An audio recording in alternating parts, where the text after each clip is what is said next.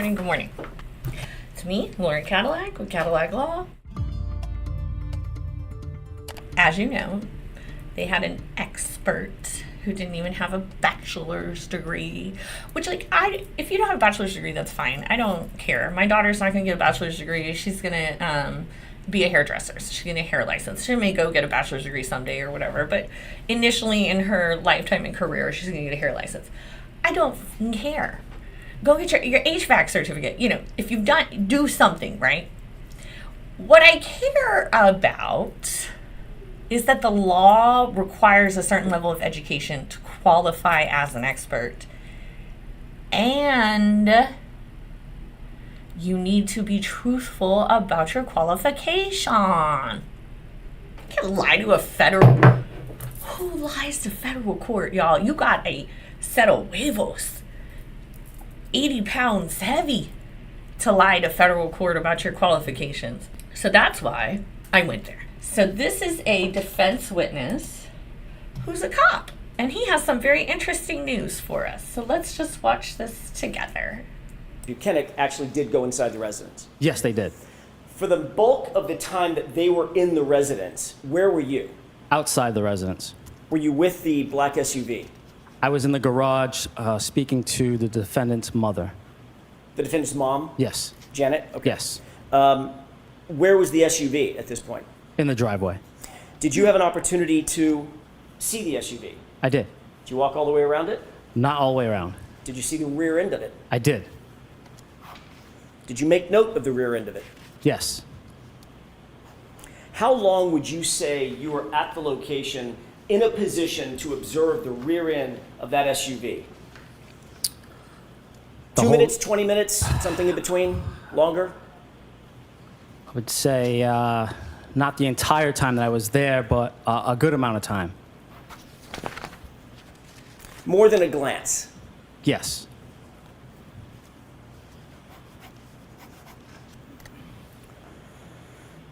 This is the afternoon of January 29th, 2022, correct? Correct. Before the vehicle had been seized formally by Trooper Proctor and Sergeant Buchanan, correct? Correct. Okay, that's important. This is after John's incident, but before the vehicle seized. Did you observe anything of note about the rear end of that black SUV? Yes, I noted in a report that there was damage to the taillight. Can you describe for the juror, by the way, which taillight are we talking about? The right rear taillight. Can you describe for the jurors what you noted in terms of the damage to the right rear taillight? I noted that the report said that there was right rear damage to that taillight.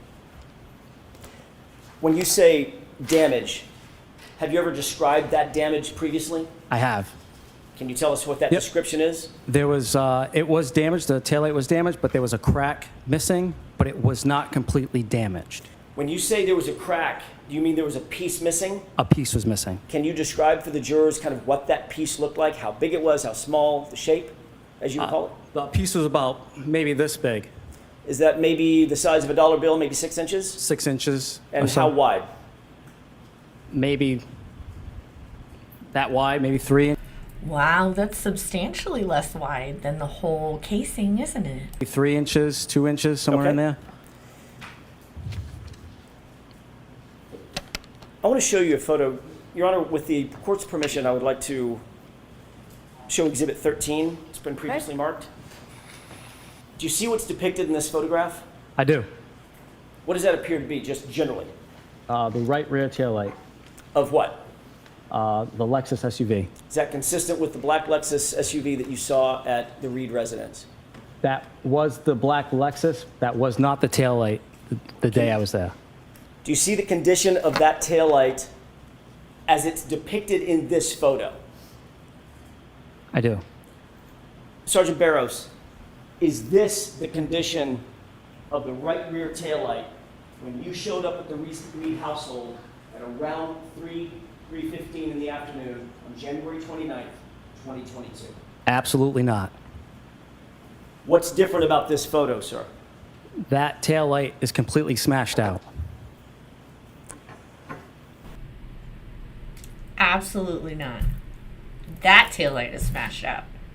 That was the Lexus. but that was not the taillight the day I was there. Case closed. Case closed. Why are we even here? The government's medical examiner already testified that his injuries are not consistent with a car accident.